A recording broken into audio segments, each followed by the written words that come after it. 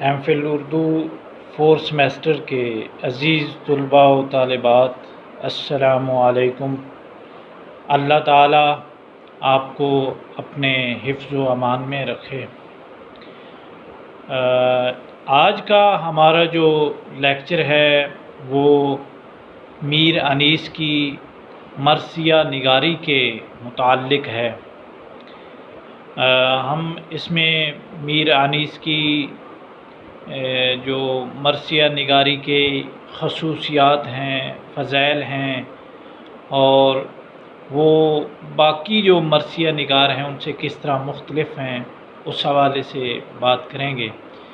تو سب سے پہلے ہم یہ دیکھتے ہیں کہ لفظ جو مرثیہ ہے اس کی تعریف کیا ہے، ڈیفینیشن کیا ہے۔ تو عربی جو لغت ہے اس میں لفظ مرثیہ کسی کی موت پر رونے، غم منانے اور مرنے والے کے اوصاف بیان کرنے کو کہتے ہیں۔ اس لحاظ سے ہر نظم کو ہم مرثیہ کہہ سکتے ہیں جس میں ہر اس نظم کو مرثیہ کہہ سکتے ہیں جس میں کسی کی موت پر غم کا اظہار کیا گیا ہو یا اس کے اوصاف و فضائل و خصائل بیان کیے گئے ہوں۔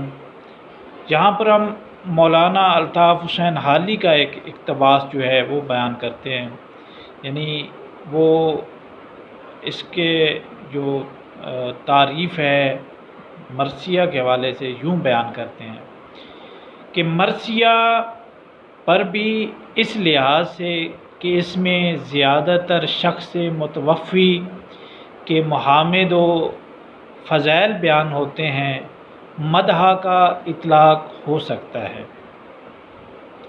فرق صرف اتنا ہے کہ زندوں کی تعریف کو قصیدہ بولتے ہیں اور مردوں کی تعریف کو، جس میں تأسف اور افسوس بھی شامل ہوتا ہے، مرثیہ کہتے ہیں۔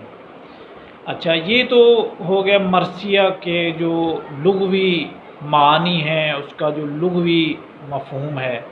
اگر ہم اصطلاح میں دیکھیں تو اصطلاح میں جو ہماری شاعری کی جو اصطلاح ہے اس میں مرثیہ صرف ایسی نظم کو کہتے ہیں، یعنی یہ ہمارے اردو کی جو شاعری ہے بالخصوص اس میں مرثیہ صرف ایسی نظم کو کہتے ہیں جو شہدائے کربلا اور ان کے واقعات و تاثرات کے ذکر و افکار پر مشتمل ہوتی ہے۔ ان خاص معنوں میں مرثیہ کسی اور زبان میں نہیں پایا جاتا، حتیٰ کہ عربی اور فارسی کی شاعری کی تاریخ جو ہے اس میں بھی مرثیہ کا یہ جو اصطلاحی مفہوم ہے وہ موجود نہیں ہے۔ اس لحاظ سے ہمارے ہاں جسے مرثیہ کہتے ہیں وہ صرف اردو والوں کی ایجاد ہے۔ اچھا، اب یعنی جو اس کے بعد اس کی جو اجزائے ترکیبی ہیں، مرثیہ کے جو ضروری اجزاء ہیں، وہ جو علامہ جو شبلی نعمانی سے لے کر دور حاضر تک اکثر جو ہمارے ناقدین ہیں انہوں نے جو شمار کیے ہیں، جو اجزاء مخصوص کیے ہیں، وہ 9 حصے جو ہیں وہ بنائے ہیں، 9 جز جو ہے ان پر جو مرثیہ ہے وہ مشتمل ہوتا ہے۔ نمبر 1 چہرہ، نمبر 2 ماجرا، نمبر 3 سراپا، نمبر 4 رخصت، نمبر 5 آمد، نمبر 6 رجز، نمبر 7 جنگ، نمبر 8 شہادت، اور 9 نمبر پر بین جو ہے۔ تو ان میں جو 8 ہیں اس پر تو اکثریت جو ہے وہ متفق ہے۔ ایک جو دوسرے نمبر پر ماجرا جو ہے، یہ بعض ناقدین نے اس کو شامل کیے ہے، اور اکثریت جو ہے وہ اس کو مرثیہ کے اجزاء میں شامل نہیں کرتی۔ تو یہ مختصر سی بات جو تھی مرثیہ کے لغوی مفہوم اور اصطلاحی مفہوم اور اس کے اجزاء کے حوالے سے۔ اب ہم میر انیس کی جو مرثیہ نگاری ہے اس کے حوالے سے بات کرتے ہیں۔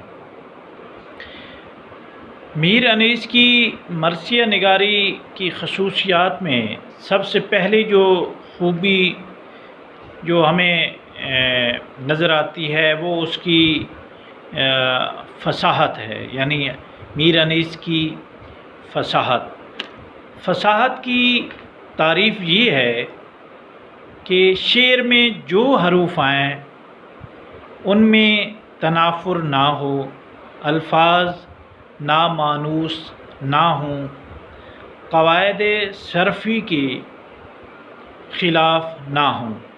اچھا، یہاں پر ہم مولانا شبلی نعمانی کا جو ایک اقتباس ہے وہ بیان کرتے ہیں۔ تو شبلی نعمانی بیان کرتے ہیں کہ میر انیس کے کمال شاعری کا بڑا جوہر یہ ہے کہ ان کے تمام کلام میں غیر فصیح الفاظ نہایت کم پائے جاتے ہیں۔ اکثر جگہ عربی فارسی کے الفاظ جو اردو زبان میں کم مستعمل ہیں انہیں ضرورت سے لانے پڑے ہیں، لیکن اس قسم کی الفاظ فارسی ترکیبوں کے ساتھ آئے ہیں۔ تو پہلی جو نمایاں خوبی وہ انیس کی جو فصاحت ہے۔ اس کے بعد دوسری خوبی ہم دیکھیں تو اس کی بحروں کا انتخاب اور حسن قافیہ اور ردیف ہے کہ انہوں نے وہ بحریں، وہ ردیف استعمال کیے جو انسانی جو سماعت پر خوشگوار اور انسانی جذبات کو ابھارنے اور ان کے اندر ایک جو غم کی جو کیفیت اور ایک واقعیت نگاری جو ہے وہ پیدا کرتے ہیں۔ اس کے بعد اگر ہم دیکھیں تو میر انیس کی جو بلاغت ہے وہ ایک خوبی آتی ہے۔ یہاں پر شبلی لکھتے ہیں کہ انیس و دبیر کا موازنہ میں انیس و دبیر کے موازنہ میں یہ بات ضرب المثل کی حیثیت اختیار کر گئی ہے کہ میر انیس میں فصاحت زیادہ ہے اور مرزا دبیر میں بلاغت، لیکن یہ فقرہ جس قدر زیادہ مشہور ہے اسی قدر غلط، بلکہ اس سے زیادہ غلط اور بے معنی ہے۔ بلاغت کی پہلی شرط یہ ہے کہ کلام فصیح ہو، اس لیے فصاحت و بلاغت کو باہم حریف قرار دینا اجماع جو ناقدین ہے وہ اس کے خلاف ہے۔ بلاغت کی تعریف یہ ہے کہ کلام اقتضائے حال کے موافق ہو اور فصیح ہو۔ میر انیس نے جس قدر واقعات لکھے ہیں باوجود رقت انگیز اور مؤثر ہونے کے، واقعیت کے قالب میں اس قدر ڈھلے ہوئے ہیں کہ کہیں بھی ان پر حرف گیری نہیں ہو سکتی۔ مرثیوں میں جو مضامین قدر مشترک کے طور پر ہیں، مثلاً آمادگی، سفر راہ کی تکلیف اور صعوبتیں، قیام گاہ کا انتظام، دشمنوں کی روک ٹوک، مارکا کی تیاریاں، رزم آرائی، رجز، حریفوں کا جدال و قتال، دشمنوں کی فتح، اہل حرم کی بے کسی اور بے چارگی، شام کا سفر، قید خانہ، دربار کی حاضری، ان میں سے ہر عنوان کے ادا کرنے کے لیے بلاغت کے خاص طریقے ہیں۔ بلاغت کا ایک بڑا نقطہ یہ ہے کہ واقعات کے بیان کرنے میں جس درجہ اور جس مرتبہ اور جس سن و سال کے لوگوں کا ذکر آئے، اسی قسم کے طرز خیال اور طرز ادا کو ملحوظ رکھا جائے۔ بوڑھے، بچے، جوان، مرد، عورت، کنواری، بیوہ، آقا، غلام، نوکر چاکر، غرض جس کی زبان سے جو خیال ظاہر کیا جائے اس کی زبان اور طرز خیال کی تمام خصوصیات کو قائم رکھا جائے، اور میر انیس نے تمام مرثیوں میں یہ نقطہ ملحوظ رکھا ہے۔ مثلاً علی اصغر کی جان کنی کے عالم میں ان کی ماں کی بے قراری اور اضطراب ملاحظہ ہو۔ چلاتی تھی بکھرائے ہوئے بالوں کو مادر، دولت میری لٹتی ہے اجڑتا ہے میرا گھر، فریاد ہے لختے دل ساقی کوثر، آنکھیں بھی جھپکتے نہیں اب تو علی اصغر، کیا ہو گیا اس صاحب اقبال کو میرے، کیا ہو گیا اس صاحب اقبال کو میرے، ہے لیے جاتی ہے اجل لال کو میرے۔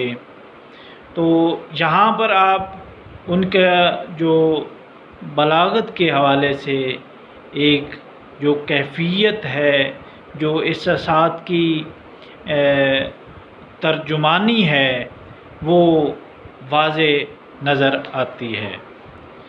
اس کے بعد اگلی خوبی جو ہے وہ ان کی واقعہ نگاری ہے، اور میر انیس واقعہ نگاری کے مرد میدان ہیں۔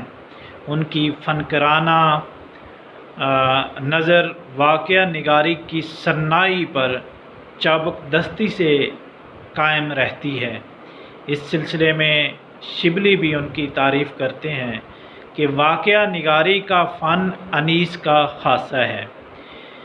میر انیس نے واقعہ نگاری کو جس کمال کے درجے تک پہنچایا ہے، اردو کیا فارسی میں بھی اس کی نظیریں مشکل سے ملتی ہیں۔ میر انیس چونکہ فطرت اور معاشرت انسانی کے بہت بڑے رازدان ہیں، اس لیے دقیق سے دقیق اور چھوٹے سے چھوٹا نقطہ بھی ان کی نظر سے بچ نہیں سکتا۔ اس کے ساتھ زبان پہ یہ قدرت ہے کہ ان کو کہیں بھی دقت پیش نہیں آتی۔ مثلاً ایک موقع پر گھوڑے کی تیز روی کو لکھا ہے۔ قاعدہ ہے کہ گھوڑا جب حد سے زیادہ تیز دوڑتا ہے تو اکثر اس کی دونوں کنوتیاں کھڑی ہو کر مل جاتی ہیں۔ اس کو بائی نے ہی اس طرح ادا کیا، دونوں کنوتیاں کھڑی ہو کے مل گئیں۔ یا مثلاً امام حسین علیہ رضی اللہ تعالی عنہ کے سامنے ان کے ترسانے کو جب عمرو بن سعد نے پانی منگوا کر پیا، اس موقع پر کہتے ہیں ظالم نے ڈگ ڈگا کے پیا سامنے جو آپ۔ تو یہ ان کی جو واقعہ نگاری ہے ان کے حوالے سے یہ کچھ مثالیں ہیں۔ واقعہ نگاری کے نمونوں میں ان کی بڑی خوبصورت اور دل آویز مثالیں جو ہیں وہ موجود ہیں، مگر بقول ڈاکٹر حسن زیدی، میر انیس کا اصلی کمال اس وقت کھلتا ہے جب وہ کسی طویل واقعے کی تفصیلات مسلسل بیان کر رہے ہوں۔ ایسے مقامات پر مضمون کے ربط و تسلسل، جزیات کی پیوستگی اور بیان کے انتظام کی یہ کیفیت ہوتی ہے کہ ہر بات اگلی بات سے پیوست ہوتی چلی آتی ہے۔ ایک دو مثالوں سے یہ خصوصیت واضح ہو سکتی ہے۔ مثلاً گرمی کی شدت میں حضرت امام حسین رضی اللہ تعالی عنہ کے قافلے کا صحرائے عرب کی چلچلاتی دھوپ میں سفر کرنا انیس نے یوں نظم کیا ہے کہ واقعہ نگاری پر مصوری کا گمان ہوتا ہے۔ ذرا وہ اشعار ملاحظہ کیجیے۔ وہ گرمیوں کے دن، وہ پہاڑوں کی راہ سخت، پانی نہ منزلوں نہ کہیں سایہ درخت، ڈوبے ہوئے پسینوں میں ہیں غازیوں کے رخت، سنبھلا گئے ہیں رنگ جوانان نیک بخت، راکب عبائیں چاند سے چہرے پہ ڈالے ہیں، تونسے ہوئے سمن زبانیں نکالے ہیں۔ وہ دن ہیں جن دنوں کوئی کرتا نہیں سفر، صحرا کے جانور بھی نہیں چھوڑتے ہیں گھر، رنج مسافرت میں ہیں سلطان بحر و بر، لبے برگ گل سے خشک ہیں چہرہ ارک میں تر، آتی ہے خاک اڑ کے یمین و یسار سے، گئے سوئے مشک بار اٹے ہیں غبار سے۔ اچھا، اس کے بعد نیکسٹ جو نمایاں خوبی ہے، نمایاں جو کوالٹی ہے یعنی میر انیس کی جو مرثیہ نگاری میں بدرجہ اتم پائی جاتی ہے، وہ کردار نگاری ہے۔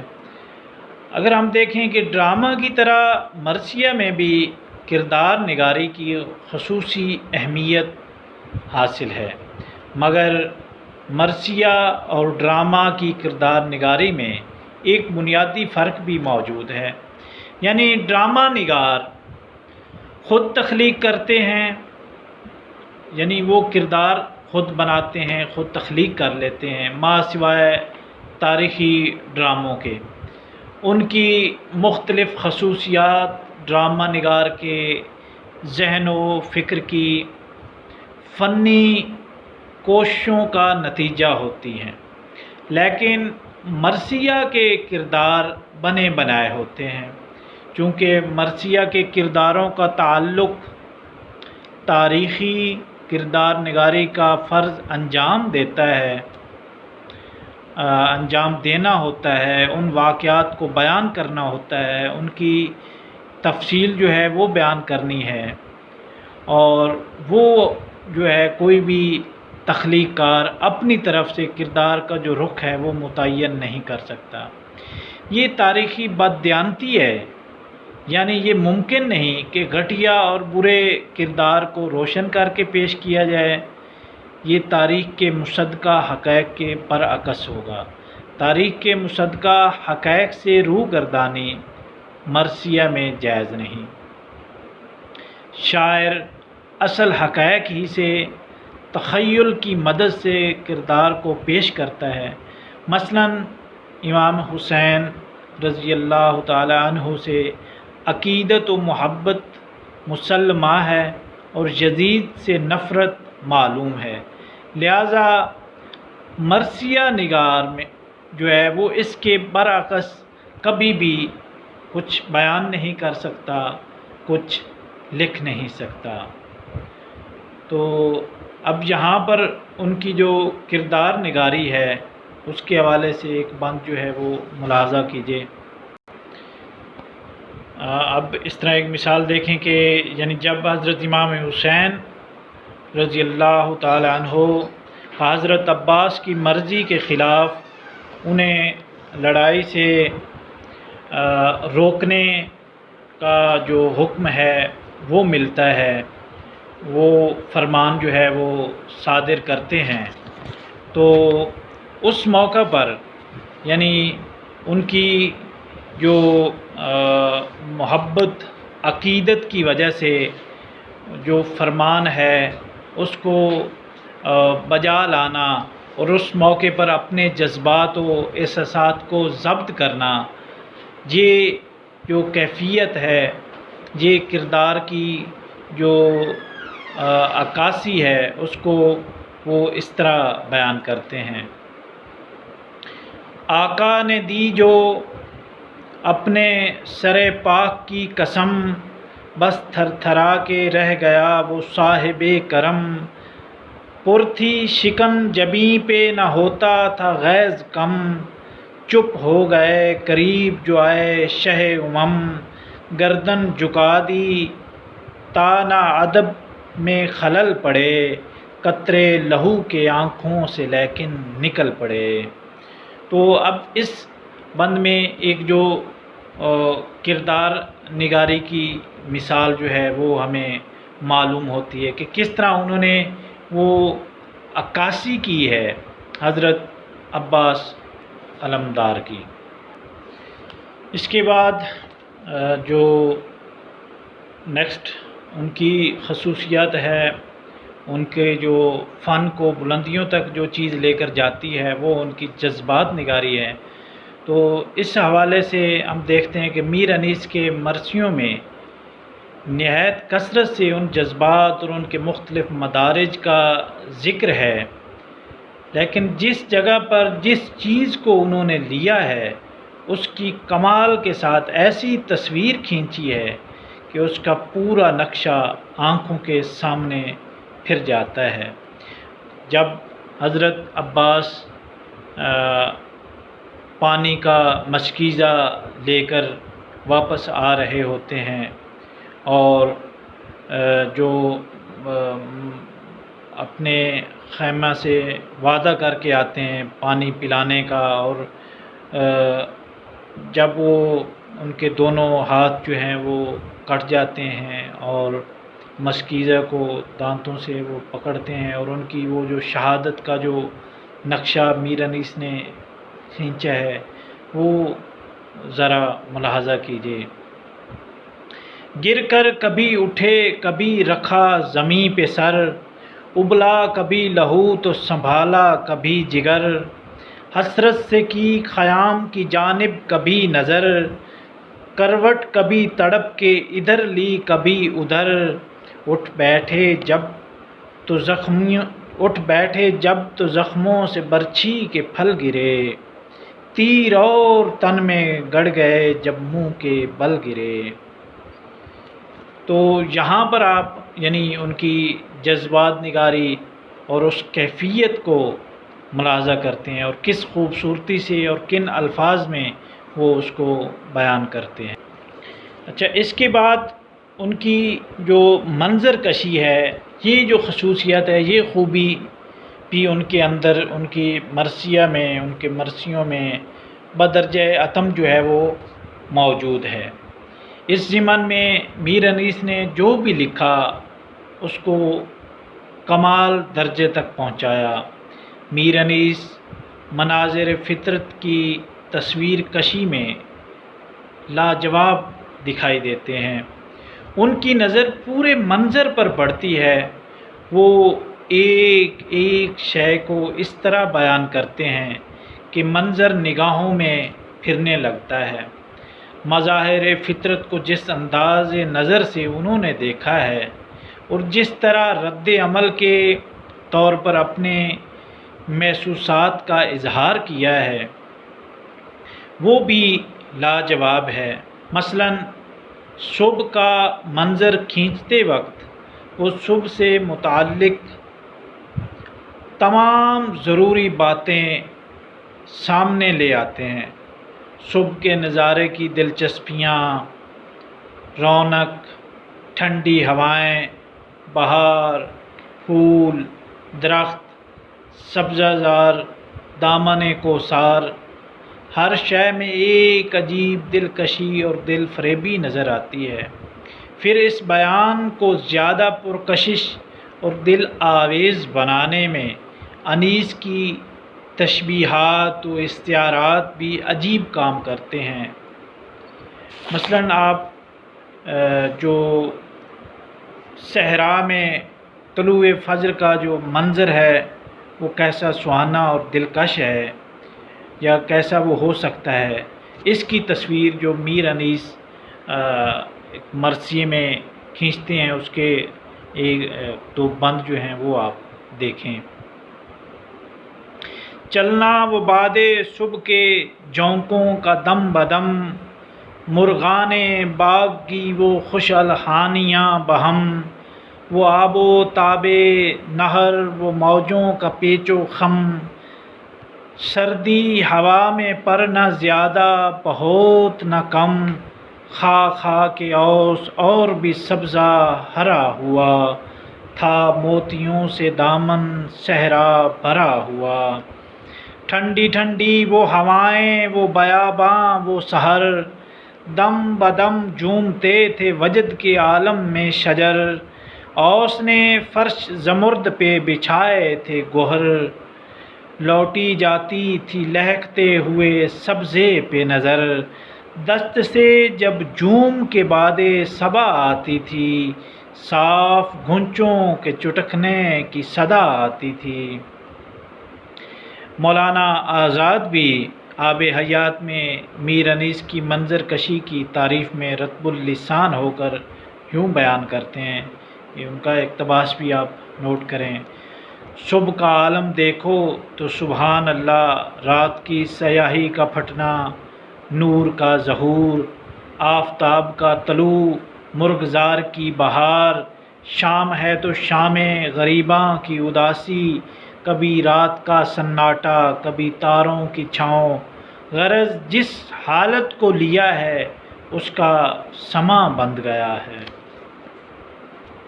اچھا، اس کے بعد ہم جو ایک اور چیز دیکھتے ہیں ان کے مرثیہ میں، وہ مرثیہ میں جو تصادم، کشمکش کا عمل ہے، وہ ان کی ایک نمایاں جو خوبی ہے، ان کا ایک فن ہے، وہ اس کیفیت سے اس کو پیدا کر کے ایک خاص قسم کا جو اثر ہے وہ اپنے جو قارئین ہیں ان تک لانے کی کوشش کرتے ہیں۔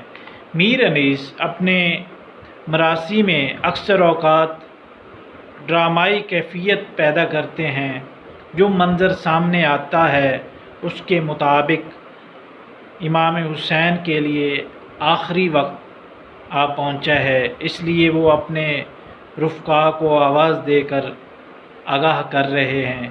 ایک یہ مناظر کے اس وقت کے جو بند ہیں، یا آپ دیکھیں کہ جب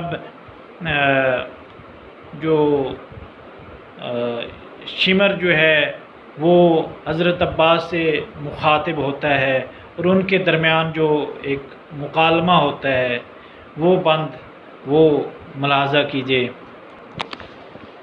تو شمر جو ہے وہ حضرت عباس کو یعنی بیان کرتے ہیں کہ فصاحت تقریریں کرنے سے، سمجھانے سے، گفتگو کرنے سے اب یعنی کوئی چیز حاصل ہونے کی نہیں ہے، اگر آپ بیعت کر سکتے ہیں تو وہ کریں، باقی ہم سے کوئی بات کرنے کی ضرورت نہیں ہے۔ تو یہ کیفیت، اور اس کے بعد حضرت عباس جو ہیں اس کو جو جواب دیتے ہیں، تو یہ بند ایک جو آپ ملاحظہ کیجئے کہ شمر یعنی کیا کہتا ہے کہ تب شمر نے کہا کہ فصاحت سے کیا حصول، بیعت انہیں تو صلح ہمیں بھی نہیں قبول۔ تو حضرت عباس کیا جواب دیتے ہیں؟ غازی پکارا او نجس و مرتد و جہول، لیجو نمو سے نام جگر گوشہ رسول، سمجھا ہے کیا امام عراق و حجاز کو، گدی سے کھینچ لوں گا زبان دراز کو۔ تو کیا ہے اور کیا ہے تیرا وہ امیر شام، تو کیا ہے اور کیا ہے وہ تیرا امیر شام، کرتے ہیں بادشاہ کہیں بیعت غلام۔ تو بھی نمک حرام ہے وہ بھی نمک حرام، او بے ادب یزید کجا اور کجا امام۔ دوزخ سے دور رہتے ہیں ساکن بہشت کے، دوزخ سے دور رہتے ہیں ساکن بہشت کے، کعبہ کبھی جھکا نہیں آگے کنشت کے۔ تو یہاں پر آپ یعنی ان کا جو کشمکش ہے، مکالمہ ہے، وہ خصوصیت دیکھ رہے ہیں، وہ آپ نے ملاحظہ کی ہیں۔ اور اس کے علاوہ جو اہم چیز آپ دیکھتے ہیں کہ وہ ایک جلال ہے، وہ الفاظ کے ذریعے، وہ الفاظ جو اشعار میں جو استعمال ہوئے، وہ بحر، وہ حیات، وہ ایک جو کیفیت انہوں نے اس اپنے بند میں سموئی ہے کہ یعنی وہ جو بھی پڑھے، جو بھی اس کو ایک اچھے انداز میں پڑھے تو وہ جو جاہ و جلال ہے، وہ جو مکالمہ کرنے والی جو شخصیات ہیں ان کی جو کیفیت ہے وہ پڑھتے وقت ہم پر عیاں ہو جاتی ہے، یہ ہمارے سامنے آ جاتی ہے، ہم یعنی اس کو خود اس کا مشاہدہ کر سکتے ہیں، اس کو دیکھ سکتے ہیں۔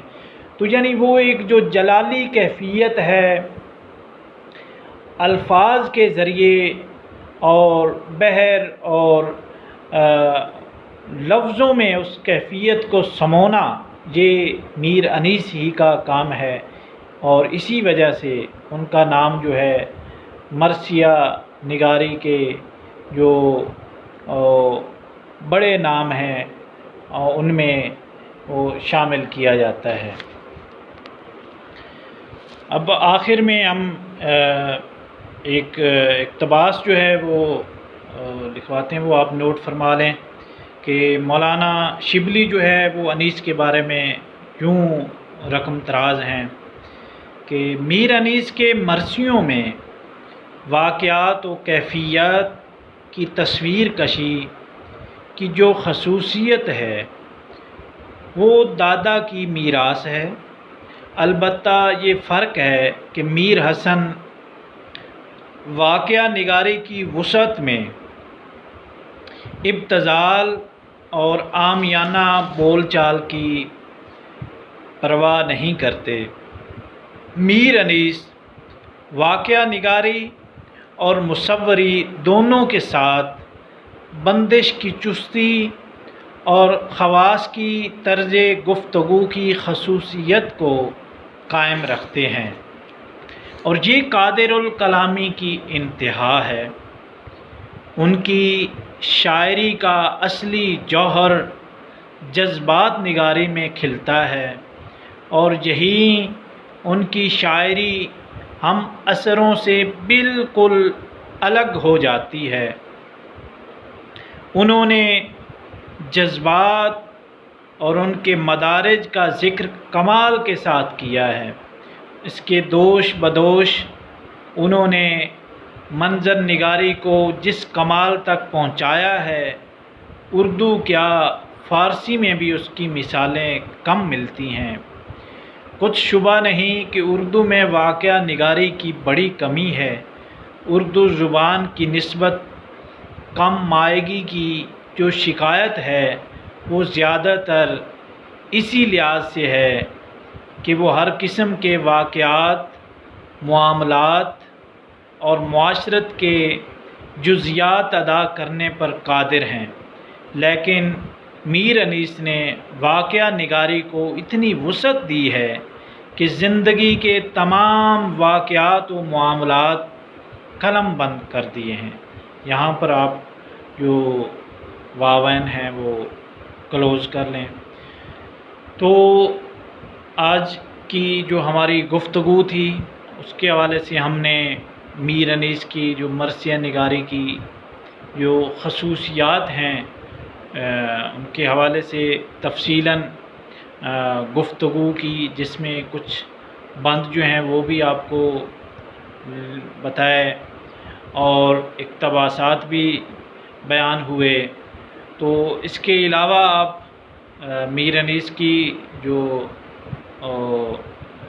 میراثی میر انیس کا کوئی انتخاب ہے یا کوئی آپ کے پاس ان کا دیوان ہے، کلیات ہے، تو اس میں سے اپنی مرضی کے جو بند ہیں وہ آپ اس کا مطالعہ کر کے اس سے حظ اٹھا کر وہ اپنی پسند کے جو آپ کو یاد رہ سکیں وہ آپ نوٹ کر سکتے ہیں۔ اس کے علاوہ مزید آپ جو مطالعہ جو ہے وہ کر سکتے ہیں، وہ کریں، ان کو دیکھیں۔ تو فرمان فتح پوری اور مولانا محمد حسین آزاد نے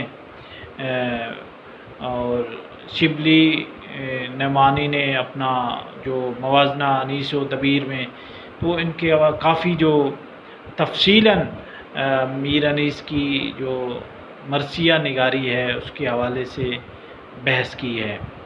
تو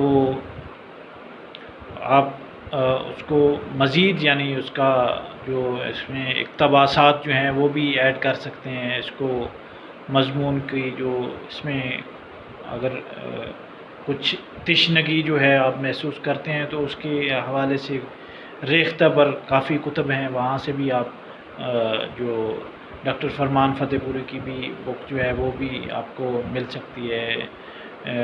مولانا شبلی کی جو ہے وہ بھی آپ دیکھ سکتے ہیں۔ تو ان سے آپ یعنی مطالعہ کریں اور اپنی جو تنقیدی بصیرت ہے اس کو اور زیادہ گہرا کریں، اور اپنی جو رائے، اور اگر خود آپ ٹیکسٹ کا مطالعہ کریں گے تو آپ کے اوپر کافی چیزیں جو ہیں، کافی کیفیات جو ہیں وہ آشکار ہوں گی، وارد ہوں گی، اور آپ کو احساس ہوگا کہ مرثیہ لکھنا جو ہے وہ کوئی آسان کام نہیں۔ اس کو میر انیس جیسے جو فنکار ہیں، جو اس فن کے جنہوں نے اس فن کو ایک انتہائی اعلیٰ ترین جو مقام ہے وہ عطا کیا ہے، تو وہ انہی کو زیب دیتا ہے۔ شکریہ۔